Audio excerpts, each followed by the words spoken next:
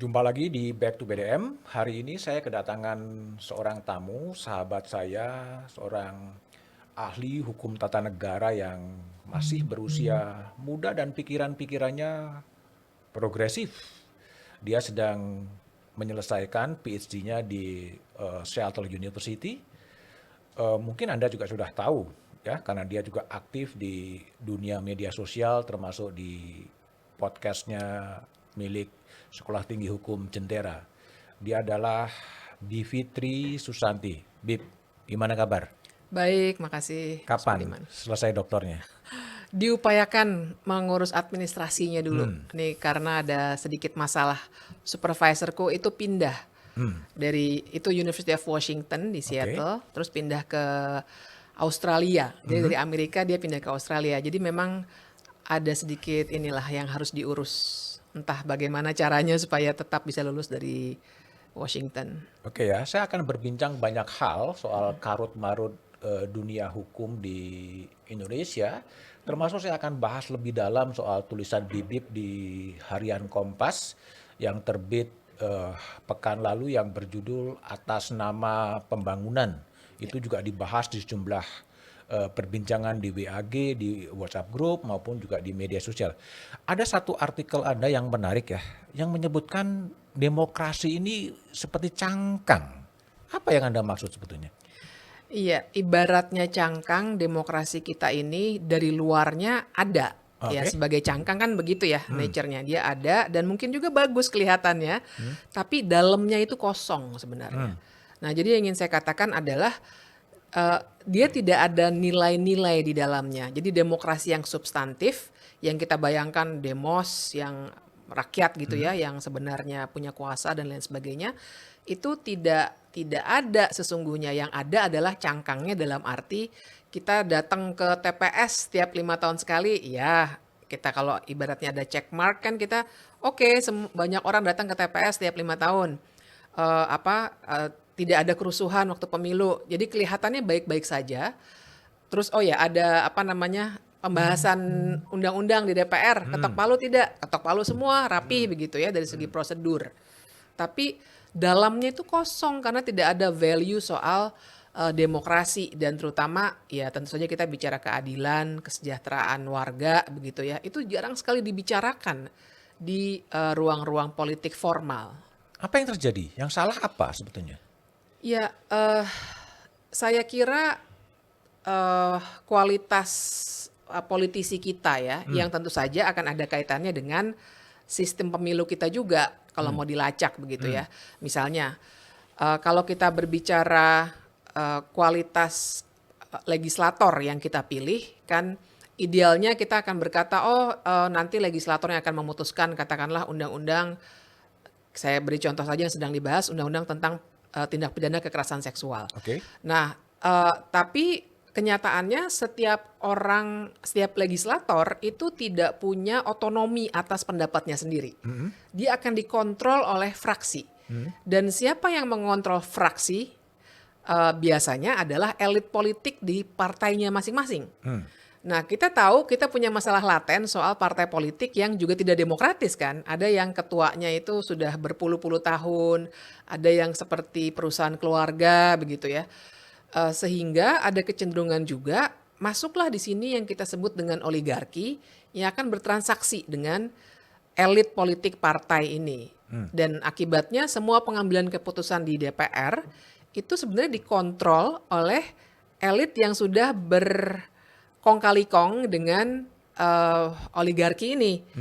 Sehingga akhirnya kepentingan-kepentingan mereka lah yang lebih didulukan ketimbang membincangkan soal ya hak-hak warga secara luas. Jadi yang dibicarakan hak-hak yang ada penelitiannya kan 1% hanya 1% dari seluruh penduduk Indonesia yang punya kekayaan besar sekali 40-an% begitu ya. Nah, sebenarnya mereka jadi yang mengontrol untuk kepentingan mereka, big companies gitu ya. Misalnya perusahaan-perusahaan yang akan mengambil sumber daya alam di Indonesia, batu bara dan lain sebagainya. Nah, sementara hal-hal yang sifatnya lebih konkret kepentingan rakyat, misalnya lapangan pekerjaan cukup banyak atau tidak gitu ya, yang terbuka luas, kemudian kualitas pendidikan, dan lain sebagainya tidak dibincangkan. Akhirnya yang dibincangkan selain soal-soal oligarki tadi, kita tahu ya Undang-Undang Minerba sudah keluar, Undang-Undang Cipta Kerja juga sudah keluar, sekarang orang-orang ribut upah minimum kan juga jadinya tidak naik signifikan di banyak tempat karena formulasi baru dalam Undang-Undang Cipta Kerja misalnya. Tapi yang dibicarakan itu hal-hal yang lebih ya gimmick ya, Gimik. misalnya moralitas. Misalnya tadi Undang-Undang Tindak Pidana Kekerasan Seksual. Seksual. Ditahan-tahan terus dengan alasan mau memasukkan kesusilaan, mau memasukkan hal-hal yang tentu saja tidak perlu masuk dalam level norma hukum karena sudah ada norma lainnya gitu ya. Dan juga misalnya undang-undang minuman beralkohol misalnya untuk melarang total begitu ya. Itu kan sebenarnya gimmick politik yang yaitu tadi ya, gimmick politik untuk sebagian konstituensi gitu. Yang sebenarnya sudah bisa dijangkau dengan norma agama, norma kesopanan, kan kita kan hidup tidak hanya dalam norma hukum ya sebagai masyarakat begitu. Tapi yang dibincangkan, dibesar-besarkan seperti itu, tapi yang lebih esensial untuk warga ya soal tadi tuh hak-hak kesejahteraan, terus juga berapa orang misalnya anak-anak yang kehilangan kedua orang tuanya gara-gara COVID, kan hal itu tidak dibincangkan dengan ramai gitu. Oke, Bib, banyak orang sekarang menyebut oligarki, oligarki ya. Tapi menurut pandangan Anda, oligarki ini apa sih sebetulnya? Ini orang atau multinational corporation atau apa sih sebetulnya? Bisa orang, bisa multinational corporation, tapi intinya adalah sekelompok aktor politik ya, bisa formal, maksudnya di menjabat jabatan formal ke menteri atau misalnya anggota DPR, tapi bisa juga non formal yang masuk melalui tadi ya partai politik dan lain sebagainya. Yang mereka punya kekayaan yang demikian besar dan mereka itu dalam mempengaruhi politik tadi bertujuan untuk menjaga supaya kekayaannya tidak berkurang atau bahkan memperbesar kekayaannya. Nah, banyak kajian kalau kita baca tulisan-tulisannya Jeffrey Winters, terus tentu saja Fedi Hadis, ya Richard Robinson dan lain sebagainya, yang menunjukkan bahwa mereka ini pertama kalau Jeffrey Winters suka mengingatkan kan bahwa oligarki di seluruh dunia ada. Oke. Pasti. Cuma meminimalkannya bagaimana? Gap antara yang paling kaya dan paling miskin di sebuah negara harusnya diatur sedemikian rupa supaya jangan terlalu besar. Nah, tapi di Indonesia dan di beberapa negara lain seperti Rusia misalnya ya, itu gapnya antara yang paling kaya dengan paling miskin besar sekali karena oligarkinya secara efektif mempengaruhi keputusan politik. Nah, mereka ini yang sebenarnya yaitu tadi dia mengambil alih kebijakan, pembuatan kebijakan ya untuk makin memperkaya mereka sendiri. Jadi urusan-urusan lain di luar kekayaan mereka nggak akan terlalu ngurusin gitu. Oke.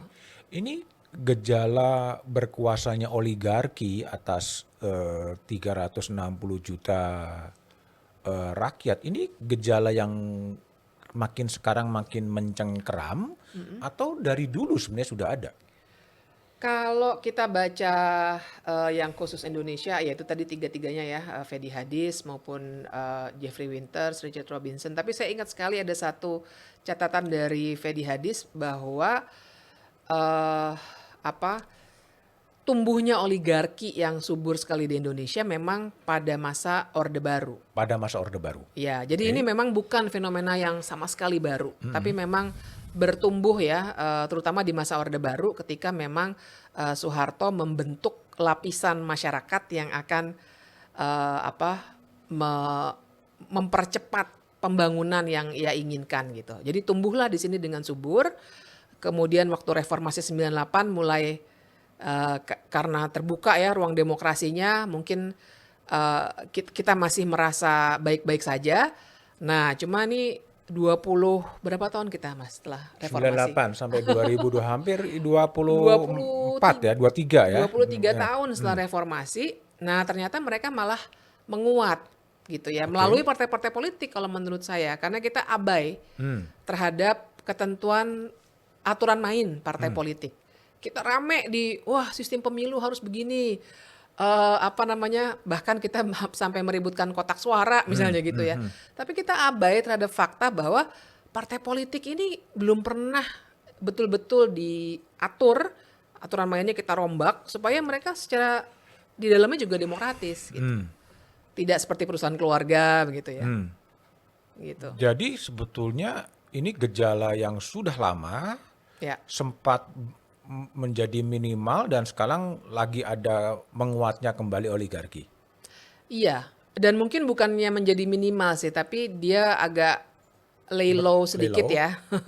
Tapi kemudian yang tadi saya katakan abai itu, jadi selagi kita hiruk pikuk, wah mendirikan KPK, senang sekali mendirikan banyak hal yang memang penting juga, tapi kita terlalu fokus pada institusi-institusi ya, institutional reform kan banyak sekali itu pasca 98.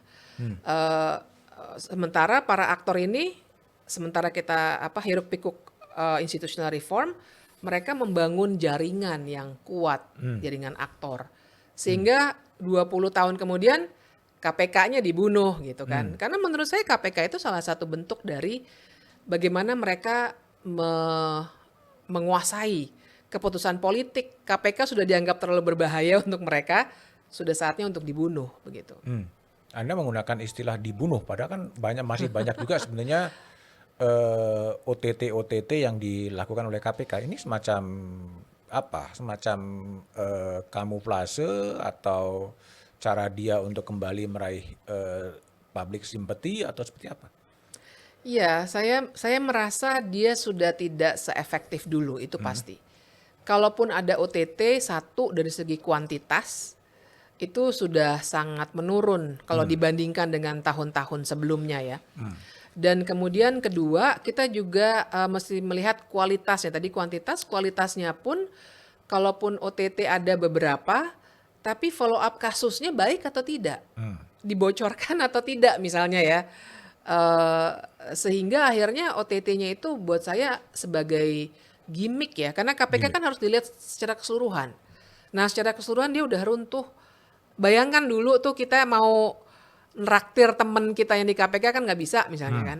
Sekarang kan mana apa namanya bikin seremoni-seremoni yang tidak perlu ya, terus juga kode etiknya juga berubah, bahkan pimpinannya ada yang sudah melanggar etik didiamkan saja gitu kan. Jadi saya kira ini sudah bukan KPK yang dulu. Bukan KPK yang dulu. Iya. Tapi juga kalau kita ngomong tren pemberantasan korupsi juga menarik ya. Hari ini baca seorang politisi dari PDI Perjuangan Arteria Dahlan yang mengatakan bahwa jaksa, polisi, hakim itu tidak layak di OTT karena dia adalah simbol-simbol negara gitu. Gimana Anda melihat pernyataan itu? Nah, itu salah satu bukti dari itu tadi ya, demokrasi, cangkang demokrasi tadi. Ya, artinya ternyata seorang anggota DPR tidak punya value soal apa itu sebenarnya untuk menjadi negara hukum yang baik.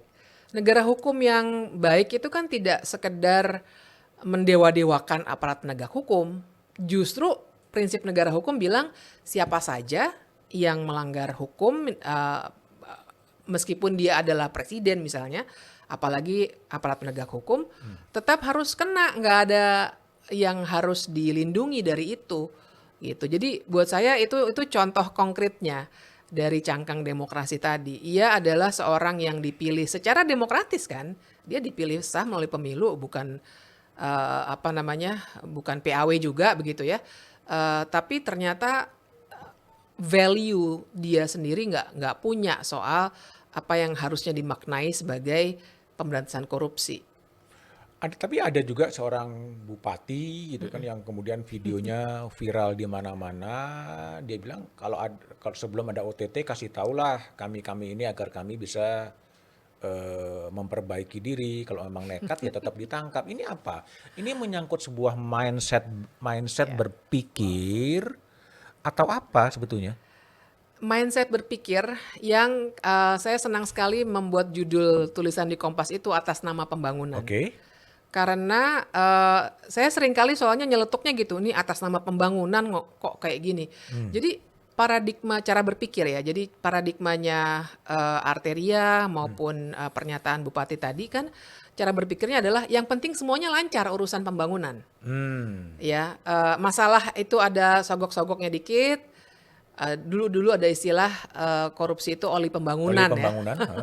Jadi itu nggak jadi masalah karena toh pembangunan jalan terus, nggak ada kegaduhan politik sehingga semuanya terlihat stabil dan itu tadi mungkin pertumbuhan ekonomi akan naik dan lain sebagainya ya. Tapi sebenarnya di dalamnya itu keropos karena yang akan dirugikan siapa pada akhirnya? Ya kita warga gitu. Ya kan? Jembatan di korupsi speknya akibatnya jembatannya runtuh kan akarnya tuh korupsi juga. Jalanan kita yang berkali-kali bolong itu sebenarnya juga karena dikorupsi ya, speknya juga dibohongin sama kontraktornya. Dan seringkali kontraktor juga berperilaku seperti itu karena harus mengeluarkan biaya-biaya tidak resmi kepada pejabat-pejabat negara supaya dia memenangkan suatu kontrak misalnya. Jadi ini udah seperti lingkaran setan. Nah, cara pandang korupsinya itu yang juga makin lama makin berubah. Jadi makanya tadi saya bilang KPK dibunuh. Buat saya jadi bukan KPK itu seperti simbolisasi pandangan orang tentang korupsi belakangan ini. Jadi tidak hanya KPK-nya yang dibunuh, tapi banyak sekali semakin banyak orang-orang yang merasa menang kemudian bahwa ya begini cara memaknai korupsi. Kita cegah dengan cara ngingetin orangnya, ngasih kesempatan kedua dan lain sebagainya. Padahal kan kalau kita bicara negara hukum, ya tidak bisa seperti itu. Begitu ada pelanggaran hukum, tindak pidana korupsi, penyalahgunaan wewenang, ya harus segera ditindak gitu. Saya mungkin yang konstruksi yang ada sekarang ini apakah memang kemudian kita kembali ya kepada disertasinya Bang Buyung soal negara kekeluargaan yang semuanya kemudian diatur oleh kepala keluarga, semuanya dibicarakan di keluarga demi dan untuk developmentalisme itu sendiri. Bisa jadi ya seperti itu ya. Artinya begini, yang penting tujuannya adalah pembangunan tadi ya, atas nama pembangunan. Nah, cara pendekatannya memang bisa banyak sekali. Salah satunya adalah pendekatan kekeluargaan ini. Sekarang mungkin belum terlalu terasa ya, tapi saya kira secara institusional pendekatan ini mulai digunakan lagi kan. Misalnya ketika sebagian pihak bilang MPR harusnya kembali seperti dulu nih. Ya, jadi biar kami saja yang mengurusi, kami sebagai mandataris dari seluruh warga Indonesia dianggap tuntas, kami akan melakukan segalanya untuk kalian. Nah, itu kan sebenarnya cara pandang kekeluargaan juga. Dan cara pandang kekeluargaan ini juga sebenarnya benar sih Mas Budiman, nggak pernah hilang. Termasuk dalam pengambilan keputusan di DPR. Saya balik lagi ke situ nih. Karena saya baru ngobrol sama mahasiswa saya tadi pagi, ada kuliah juga. Soal bagaimana pengambilan keputusan di DPR itu kan di Indonesia tidak one person one vote. Tapi one fraksi one vote. Dan kekeluargaan itu yang ditonjolkan. Sehingga masalahnya adalah akuntabilitas politiknya jadi berkurang. Kita misalnya nggak pernah tahu apakah si A ini mengatakan iya terhadap undang-undang yang penting sekali. Atau apakah dia menolak undang-undang cipta kerja misalnya. Karena semuanya dibungkus dalam fraksi. Dan lagi-lagi fraksi itu pandangannya DPP partai biasanya. Biasanya itu ada perintahnya sendiri. Jadi kami itu Mas Budiman kalau lobby biasanya lebih baik lobby ke partai ketimbang ke orang di DPR. Karena orang-orang itu hanya menjalankan tugas saja biasanya dari elit politik, elit partai. Jadi voting record dari masing-masing MPs itu nggak ada ya? Nggak ada. Kalau kita ingat yang terbuka ya, karena orang pada nonton di YouTube waktu itu kan ya, RUU Cipta Kerja. Itu kan sebenarnya ada fraksi yang tidak setuju, tapi toh tidak dihitung. Dan kemudian waktu ada yang ngomong, dimatikan mikrofonnya. Jadi ya itu, seremonial kan jadinya. Hmm. Esensi demokrasinya bahwa semua orang harusnya bisa berbicara dan lain sebagainya nggak ada. Itu cangkang demokrasinya di situ, seremonial semua. Eh, Kemarin matikan mic kan juga ada ya waktu pemilihan persetujuan Panglima TNI. Ada yang mau bicara juga dimatikan mikrofonnya. Itu bukan tidak demokratis sama sekali. Oke, tapi kalau Bibip kan juga berasal dari civil society ya, masyarakat sipil ya. Tapi sekarang ketika DPR-nya pun tidak menjalankan fungsinya untuk mewakili kepentingan publik, tapi pada sisi yang lain masyarakat sipilnya juga tidak berkembang ya, atau juga dalam posisi yang sama-sama lemahnya. Betul nggak sih kesan ini? Iya, itu betul. Lemah karena juga dilemahkan juga ya. Jadi Dilemahkan. dilemahkan juga, makanya banyak kajian juga yang istilahnya itu shrinking space of the civil society.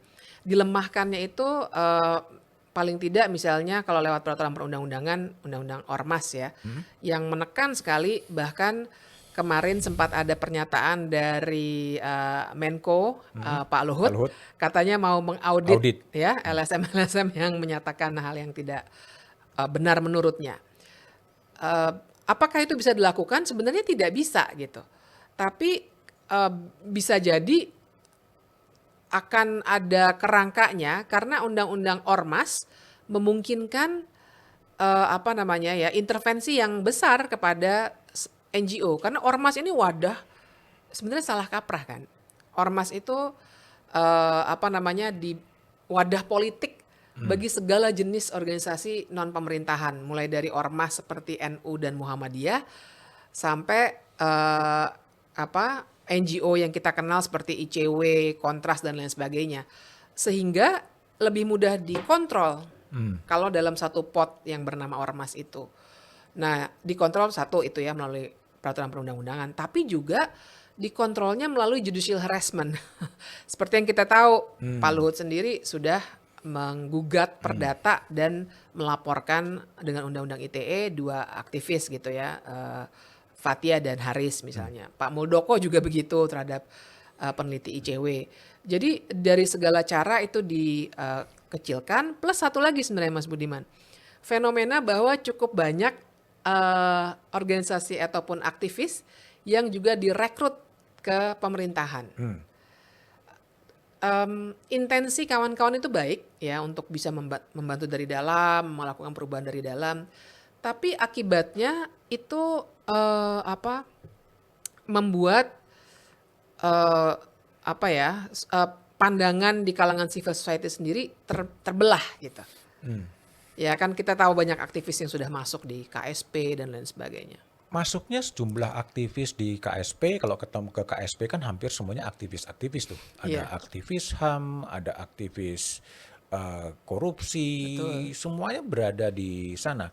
Ini apa? Karena memang strategi yang dijalankan untuk melakukan sebuah political cooptation, ya, atau memang dua arah ya. Memang saya sudahlah saat saya mencoba untuk memperbaiki dari dalam, atau apa kalau Bibip lihat?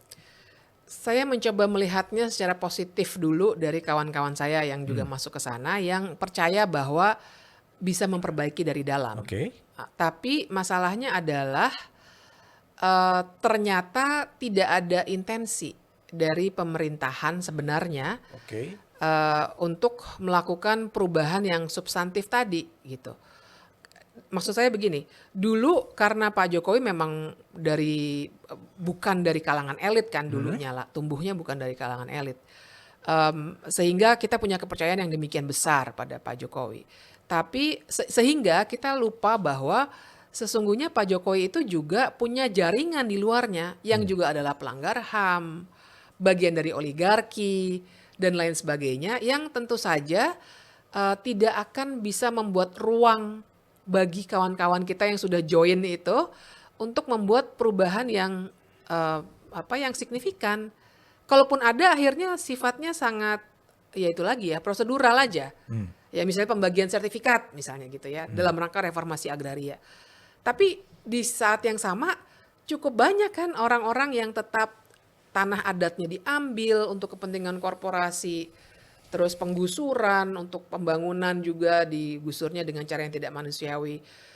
Itu tidak bisa di-stop dan seringkali jadinya aktivis juga mantan ya kalau Hmm. saya, mantan aktivis, selalu bilang, "Oh kita korbankan yang itu, supaya kita mendapatkan hal yang lebih besar yaitu perubahan." Masalahnya perubahan ini nggak pernah diberikan juga. Ruangnya sebenarnya menurut saya sudah saatnya kita kritis, bahwa Hmm. sebenarnya ruangan itu nggak pernah ada. Hmm. Dulu kita terilusi aja, karena asalnya Pak Jokowi memang ya dari orang biasa begitu. Tapi kita nggak bisa melihat Pak Jokowi sendiri kan. Hmm. Ini aktor politik yang kelindahannya begitu luas. Jadi kalau dari pengalaman-pengalaman empirik yang banyak aktivis-aktivis yang sudah masuk ke lingkaran kekuasaan, jadi strategi perubahan dari dalam itu sudah bisa dikatakan itu sebuah strategi yang gagal atau masih butuh waktu lagi atau gimana? Saya kira memang akan sangat tergantung dari aktor politik yang ada di pemerintahan. Hmm. Dan pada saat ini kita sedang dalam kekuasaan oligarki tadi, sehingga ruangan ini sebenarnya sudah tertutup untuk melakukan perubahan yang signifikan. Karena Oke. penguasaannya oleh oligarki. Terus terang saja makanya tadi saya bilang kita abai di belakangnya itu tengah terjadi konsolidasi oligarki karena tentu saja Mas Budiman ingat bahwa Hmm. saya sendiri termasuk yang dulu Hmm. kerja dengan Mahkamah Agung misalnya Hmm. untuk Hmm. melakukan pembaruan Mahkamah Agung. Hmm. Dulu itu menurut saya space-nya ada, Hmm. tersedia. Hmm. Eee, Mungkin karena kita sedang diberi angin, Hmm. karena mereka sedang konsolidasi, sehingga kita bisa fokus pada institutional reform. Ya dan, toh pada akhirnya dibiarkan terjadi institutional reform-nya. Hmm. Tapi kan kalau kita sekarang kritis pembaruan Mahkamah Agung juga dampaknya pada delivery of justice-nya Nggak ada juga. beneran terjadi nggak? Enggak menurut saya. Kenyataannya masih cukup banyak kasus yang maksudnya sekarang saya dan kawan-kawan mungkin bisa bangganya di hal-hal yang sifatnya apa bisa dirayakan ya misalnya wah putusan sekarang sudah tersedia online Hmm. Hmm. misalnya gitu Hmm. ya. Hmm. Sudah ada komisi yudisial. Tapi yang terpenting buat warga kan delivery of justice-nya itu dan itu yang nggak ada. Putusan-putusan untuk koruptor direndahkan, Hmm. terus ada putusan yang mengganggu keberagaman kita ya, Hmm. seperti apa tuh yang untuk eh, Perda Hmm. SKB Ya. dari 3 menteri untuk melarang ada pemaksaan penggunaan jilbab Hmm. misalnya, itu dibatalkan oleh Mahkamah Agung. Dengan dibatalkan oke Hmm. lah ya, tapi Hmm. kan argumennya ini sangat sangat religius. Hmm. Seharusnya Mahkamah Agung tidak seperti itu. Nah, ini kan artinya sebenarnya tidak ada apa namanya ya, aspek keadilannya justru tidak diperhatikan. Aspek-aspek institusionalnya mungkin keren-keren. Ya, ya. Apakah bukan juga karena memang ya aktivis kemudian kita harus realistis adalah mereka adalah manusia-manusia yang kemudian ya sudahlah ini udah terlalu repot, lelah, ya sudahlah kita coba bergabunglah ke dalam dan kemudian ya nggak bisa ya minimal gagasan-gagasan besar yang diperjuangkan dalam dunia aktivisme itu kemudian termoderasi dengan kenikmatan-kenikmatan kekuasaan. Pasti ada faktor itu juga. Jadi ketika seorang aktivis memutuskan dia mau join atau tidak, pasti faktornya banyak ya. Ada faktor kepentingan, maksudnya ya latar belakang ininya pribadinya ya. Apakah dia ingin mengambil keuntungan atau dia setia pada idealisme dan menganggap cara itu efektif. Jadi faktor itu saya kira juga pasti ada gitu ya. Dan juga ya kalau saya boleh bilang mungkin ya itu tadi ya. Apa ya, tertipu mungkin ya. Maksudnya Tertipu. tertipu dalam arti, ya itu tadi, kita semua punya asumsi memang akan ada sesuatu yang perubahan besar yang bisa terjadi di masa pemerintahan Pak Jokowi ini gitu. Tapi kan ternyata itu tadi oligarkinya yang kuat sehingga tidak ada semuanya akhirnya atas nama pembangunan gitu. Oke, oke. Jadi kalau kembali lagi kepada aktivis ya, itu kan kalau kita lihat kan hampir semua aktivis-aktivis hak asasi manusia yang berteriak soal human right violation itu kan ada di sana gitu loh. Ada di mana di lingkaran kekuasaan. Betul. Tapi faktanya kan kemudian janji-janji presiden untuk penyelesaian kasus pelanggaran HAM masa lalu juga Sampai sekarang minimal belum ada satupun yang betul-betul selesai sebetulnya. Bibip menjelaskannya gimana? Ya itulah, eee, berarti kan memang tidak ada ruang bagi mereka untuk memberikan atau paling tidak mempengaruhi pengambilan keputusan. Hmm. Mereka mungkin dulu berasumsi yang namanya kantor staf presiden akan punya relasi yang demikian dekat pada presiden sehingga bisa mempengaruhi keputusan. Tapi kita juga tahu sekarang misalnya ketuanya adalah seseorang yang tidak segan untuk melaporkan dua aktivis yang dianggapnya mencemarkan nama baiknya. Dan selain itu juga ada beberapa aktor lain begitu ya yang berkelindan misalnya terkait dengan kasus Cak Munir, Hendro Priyono misalnya. Dulu juga Pak Hendro Priyono dengan kasus yang sudah terungkap di laporan TPF itu toh jadi timnya Pak Jokowi, waktu itu jadi tim transisi kan. Dan kemudian juga ada kaitannya dengan KSP dan lain sebagainya. Sehingga sebenarnya ilusi untuk bisa membayangkan aktivis-aktivis itu bisa mempengaruhi pengambilan keputusan soal pelanggaran HAM masa lalu. Dan ketika itu mereka sadari, harusnya ya menurut saya, mereka keluar dong. Karena ternyata nggak ada gunanya untuk ada di dalam, tidak ada pengambilan keputusan yang bisa dipengaruhi. Tapi toh tetap ada di situ ya, dan saya kira itu mungkin faktor-faktor lainnya. Tapi itu menggambarkan bagaimana banyaknya pertimbangan pribadi tiap-tiap orang. Tapi saya kira kalau kita pegangannya prinsip, mereka sudah gagal. Bibip nggak tertarik masuk dalam lingkaran kekuasaan? Saya dengan melihat kondisi ini tentu sangat sangat tidak tertarik. Saya menjadi tidak merdeka, nanti mau ngomong apa aja nggak bisa karena harus terus sadarkan yang orang yang tidak setuju itu, kita mau sampai kapan membiarkan kekerasan seksual terjadi di kampus. Iya, itu dia penegakan hukum yang sekarang terjadi itu yang sangat-sangat bias. Saya senang sekali kalau ada upaya-upaya penyebarluasan gagasan yang bakal dilihat dan mudah-mudahan dipahami oleh Gen Z ini gitu. Jadi kita berubah ke 2045.